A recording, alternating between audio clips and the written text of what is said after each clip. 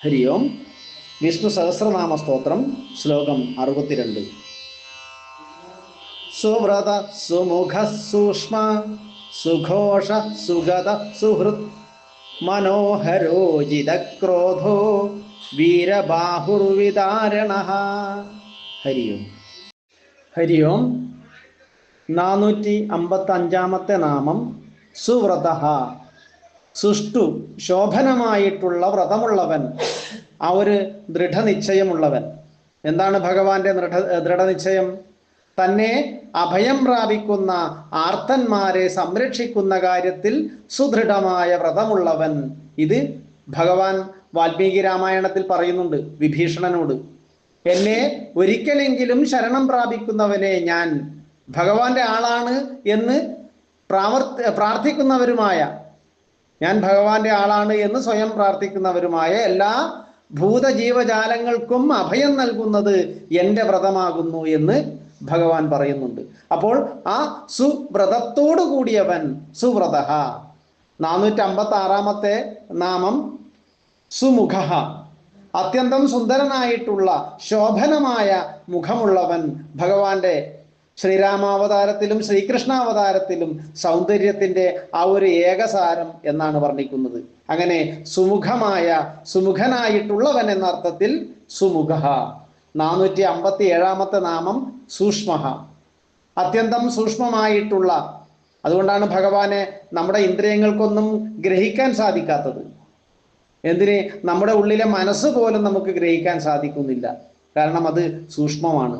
അതിലും സൂക്ഷ്മമാണ് ആ മനസ്സിനെയും ചലിപ്പിക്കുന്ന ജീവാത്മാവ്. അപ്പോൾ അത് എത്രമാത്രം സൂക്ഷ്മമാണെന്ന് നമുക്ക് ഊഹിക്കാൻ പോലും സാധ്യമല്ല. അത്രയും സൂക്ഷ്മമായിട്ടുള്ളവൻ എന്ന അർത്ഥത്തിൽ സൂക്ഷ്മ. 458 നാമം സുഘോഷ. വേദങ്ങളൊക്കെ ഇവനെക്കുറിച്ച്, ഈ ഭഗവാനെ കുറിച്ച് ഘോഷിക്കുന്നു, അത്യന്തം ശോഭനമായിട്ട് ഘോഷിക്കുന്നു എന്നതിനാൽ സുഘോഷ. ഇനി അതല്ലാതെ ഭഗവാന്റെ ശബ്ദം ഘനഗംഭീരമായ ശബ്ദമാണ്. അത് ഒരവതാരം സ്വീകരിച്ചു വരുമ്പോൾ അങ്ങനെയാണ് ഭഗവാന്റെ ആ ഒരു ശബ്ദം എന്നാണ് പറയുന്നത്. അതാണ് നല്ല ഘോഷം, ഘനഗംഭീരമായ ശബ്ദമുള്ളവൻ എന്നർത്ഥത്തിലും സുഘോഷ. 459 നാമം സുഗത. സജ്ജനങ്ങൾക്ക് സുഖത്തെ കൊടുക്കുന്നവൻ എന്ന ഒരർത്ഥം. ഇനി മുമ്പ് ദഹ എന്നതിന് ഇല്ലാതാക്കുന്നവൻ എന്നും അർത്ഥമെടുത്താൽ ദുർജനങ്ങളുടെ സുഖത്തെ കെടുത്തുന്നവനും ഭഗവാൻ എന്ന അർത്ഥത്തിൽ. കാരണം ഭഗവാനിലേക്ക് മനസ്സ് വെക്കാതെ ഈ ഭൗതികമായ സുഖഭോഗങ്ങളിൽ രമിക്കുന്നവർക്ക് ഒരിക്കലും സുഖമുണ്ടാവുകയില്ല. അങ്ങനെ തന്നെ ആശ്രയിക്കാത്തവർക്ക് ഒരിക്കലും സുഖം കൊടുക്കുന്നില്ല, അല്ലെങ്കിൽ സുഖം ഉണ്ടാകുന്നില്ല എന്നതിനാൽ അവരുടെ സുഖത്തെ കൊടുക്കുന്നതും ഭഗവാൻ എന്ന അർത്ഥം വരുന്നു. അങ്ങനെ സജ്ജനങ്ങൾക്ക് സുഖത്തെ കൊടുക്കുന്നു, ദുർജനങ്ങൾക്ക് സുഖത്തെ ഇല്ലാതാക്കുന്നു. അതാണ് സുഗത.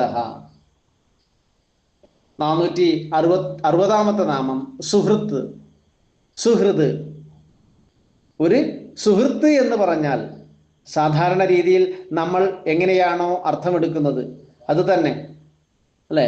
യാതൊരു വിധത്തിലുള്ള പ്രത്യുപകാരവും പ്രതീക്ഷിക്കാതെ കർമ്മങ്ങൾ ചെയ്യുന്നവൻ എന്നർത്ഥത്തിലാണ് സുഹൃത്ത്. ദേവന്മാർക്കൊക്കെ വേണ്ടി, ഒപ്പം ഭക്തന്മാർക്ക് വേണ്ടി ഭഗവാൻ ചെയ്യുന്നതും തിരിച്ച് തനിക്കൊന്നും കിട്ടുമെന്ന് പ്രതീക്ഷിച്ചിട്ടല്ല. കാരണം ഭഗവാന് എന്തെങ്കിലുമൊക്കെ ചെയ്തു കൊടുക്കാൻ മാത്രം നമ്മൾ ആയിട്ടുമില്ല. അപ്പോൾ ഭഗവാൻ ഒന്നും പ്രതീക്ഷിക്കാതെ തന്നെ തൻ്റെ ഭക്തന്മാരുടെ സന്തോഷത്തിന് വേണ്ടി എന്തും ചെയ്തു കൊടുക്കുന്നു എന്നതിനാൽ സുഹൃത്ത്. നമ്മുടെയൊക്കെ ശരിയായ സുഹൃത്ത് ആരാണ്? അത് ഭഗവാനാണ്. 461 നാമം മനോഹര. നിരതിശയമായ ആനന്ദസ്വരൂപൻ. ഏതൊരാളിൻ്റെയും മനസ്സിനെ ഹരിക്കുക, അതിനെ ആഹരിക്കുന്ന, ആകർഷിക്കുന്ന ആ ഒരു സൗന്ദര്യം ഉള്ളവൻ എന്നർത്ഥത്തിൽ മനോഹര. 462 നാമം ജിതക്രോധ. ക്രോധത്തെ ജയിച്ചവൻ. ഭഗവാൻ ദുഷ്ടനിഗ്രഹം ചെയ്യുന്നത് പോലും അവരോട് എന്തെങ്കിലും ദേഷ്യമുണ്ടായിട്ടല്ല. ആ ദുർജനങ്ങൾ കാരണം തന്നെ ആശ്രയിക്കുന്ന സജ്ജനങ്ങൾക്ക് ഒരു ബുദ്ധിമുട്ടുണ്ടാകരുത് എന്ന ഒരു സതുദ്ദേശം മാത്രമാണ് അവിടെ. ധർമ്മ സംസ്ഥാപനമാണ് ഭഗവാന്റെ ലക്ഷ്യം. അല്ലാതെ ഭഗവാൻ ആരോടും ക്രോധമില്ല.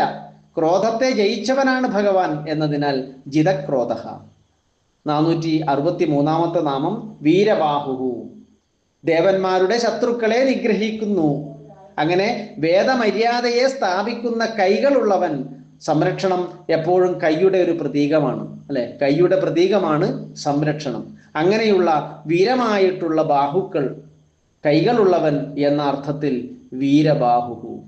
464 നാമം വിദാരണ, അധർമ്മികളെ വിദാരണം ചെയ്യുന്നവൻ, പിളർക്കുന്നവൻ എന്ന അർത്ഥത്തിൽ വിദാരണ. ഹരിയോ.